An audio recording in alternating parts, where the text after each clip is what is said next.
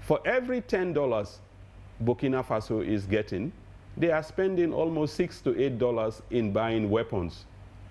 So he's only left with maybe $4 to do what he's doing.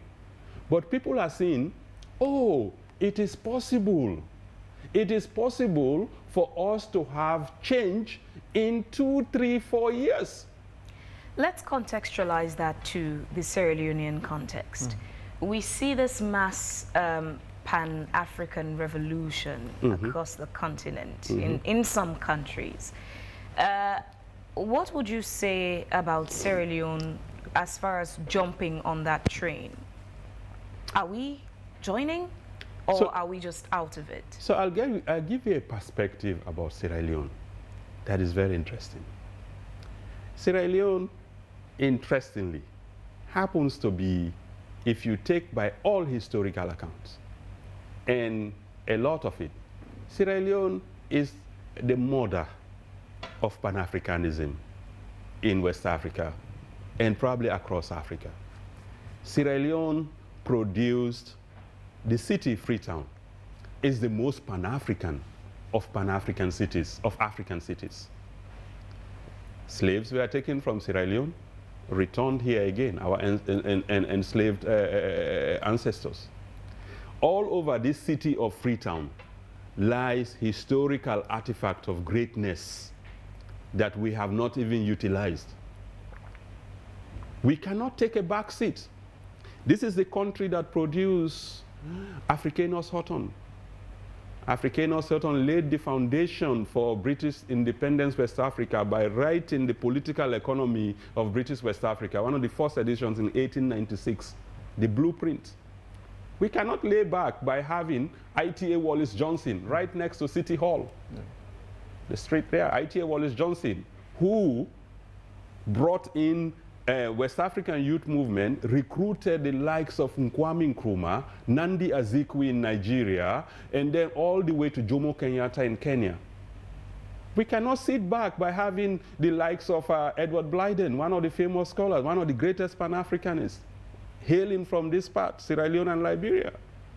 How can we sit back when we had the first woman Pan-Africanist leading a city in Africa, Cummins, Jones, and even our 20 Leone's note is after that. And she's just right here, her picture looking right at you. Yes, exactly. Every man, I have a lot of friends.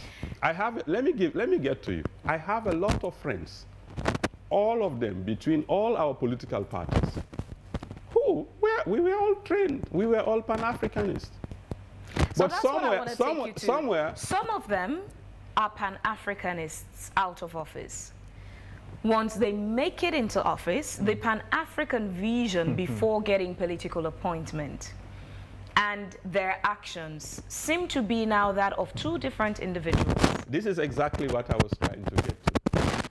You cannot be a Pan-Africanist and at the same time you engage in unscrupulous activities. You cannot be a Pan-Africanist, say you are a Pan-Africanist, and at the same time you are selfishly enriching yourself. You are going around greedily enriching yourself, getting mansions, real estate, and then you come and stand and say you're a Pan-Africanist. I cannot talk about decolonization, and then I sit in a university in the US. That's why I left the US. I cannot adequately say to myself, I am a Pan-Africanist and I'm looking for decolonization.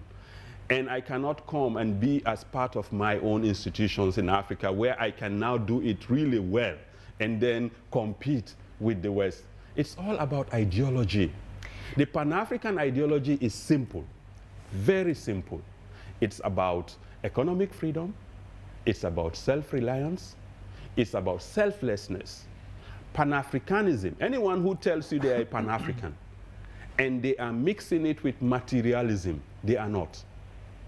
And that's the difference. I have had a lot of colleagues. We all grew up, we are all friends and stuff. But I cannot simply walk in a system where materialism has taken over. Pan-Africanism is about the African values of humanism, where humanism is much more higher than materialism. One of the Pan-Africans in this current administration is the Minister of Information and Civic Education, Chegnoba. 2 days ago, he was on AYV on Sunday, and the conversation led us to, we were discussing President Bio's leadership and the colloquium, and the conversation led us to Ibrahim Traoré in Burkina Faso. And the minister, Siba, said, we should be careful as well of what we propagate about, of what we celebrate or hail about Burkina Faso, because most of it is propaganda. You know, people can say what they want to say about propaganda, about things. People have a right to their opinions. But if you think about it, Traoré, since he became president, has traveled less, has not gone more than 3 times or 4 times out of Burkina. He has been in Burkina. Why is it that the whole world, not just in Burkina, not just in Africa, the whole world is gravitating again towards him? He must be doing something right in all of that propaganda. He must be doing something right. But the most important and fundamental thing that he has done is not about anything. You know, the challenges are huge. But the most fundamental thing that he has done, and that has resonated with young Africans, that has resonated with people around the world, that Traoré has given people the thing to believe. To believe.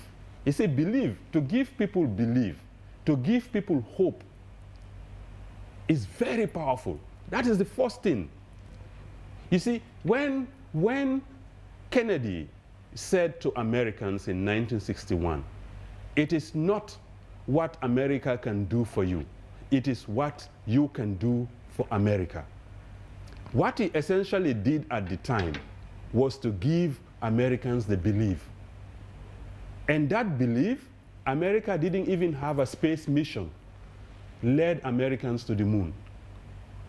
What Traoré is giving to Africans, young Africans, is the thing of belief, the thing of hope, the thing that it can be done. He may not be perfect. It may not be perfect, but it provides the impetus. You know what? For that young person, whether in Sierra Leone, whether it's the person is in Ghana or in Nigeria or in other places, that you know what? We can take out imperialists and still survive. We can, you know, because what he is doing is everything we've been talking about in decolonization theories, the man is practicalizing it. This is the beauty. You know, even judges wearing wigs. He says, we have been talking about why our judges, legal sins should be wearing wigs. The guy comes and says, yeah, let me take this out. We don't need it. Let's wear Burkina Faso prints. And now that is making more money for them. Building factories, the man is doing it. Making roads, the guy is doing it. Not long ago, we had one of our ministers there, I think it was the Minister of Local Government, Amakalon, and he was saying, we should also, he says he's also a Pan-Africanist, but he says we should also be mindful of the processes of making a decision under a military-led administration and a democratically elected. The process, the military head of state can just wake up one morning and make a decision. With a democratically elected government, there are procedures to make a decision. There is a limitation to what the president can just wake up one morning and declare, and there are things that would need to go through other instruments to become established. Okay, so here is it. And I'll just be on a lighter part of it. I'll just send you to Trump. How many executive orders the man has done? Did he needed any US Senate or Congress? And these are the models. Isn't America the greatest model of democracy that we can talk about in the world? Isn't that the ideal, right? Here is a man who came in one day, just did all sort of executive orders. But again, here to be more on the more serious part of things. Whether you are democratically elected, whether you are a military leader, what if you are transformational? It can work. And what does it mean? Being transformational in a democratic system means that you are able to take everybody along. If you have a very powerful idea, that idea, you are able to take the people with the idea. No opposition can stop that idea. We've had transformational leaders that were democratically elected.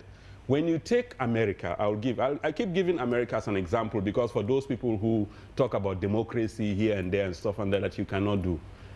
How many American leaders can you name? If you go to the average American, ask them, how many Americans can you name? How many do we have now as elected American president? We've had over 40 odd numbers, almost 47, 48. How many of them an average American can name by name or remember? Just a handful. And among those handful are the ones who came and did the most transformational thing in America. The transformational leadership came from those. So when you think of Roosevelt, Social Security, Lincoln freed the slaves, Kennedy took Americans to the moon, you kind of name. So those are the ones that come up very quickly. Whether you are democratically elected, whether you are military, there is no excuse for lack of leadership. Leadership is about influencing people, being visionary, going down and taking people and making them see where you are. Vision is some of the most difficult things to do, being visionary, because you are seeing something and others are not seeing it. So, but what happens? You need to now have your team and yourself to then move people to that vision. And that can happen in a democratic, it can happen within military. We have military that is bad. Military leaders come, they have no ideology, no education, they're just boom, bam, boom, they are bad. But we are talking about why are people gravitating to this young man, 34 years? What did he do? Look at the selflessness. He's still a captain. He has not said, I'm going to make myself general or this, that. He has not, his military salary is still his salary.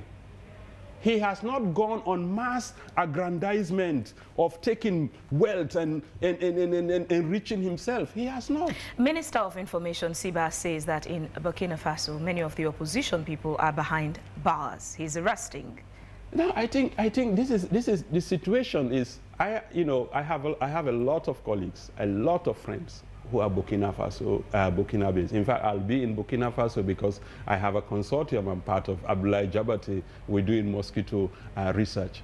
I was just with Abdoulaye Jabate, all these Burkina Faso scholars in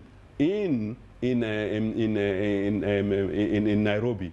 Now, tell me, a country where the president is loved in his country to the point where people are sleeping on the streets, on the roundabout, every major roundabout, to make sure they protect this man.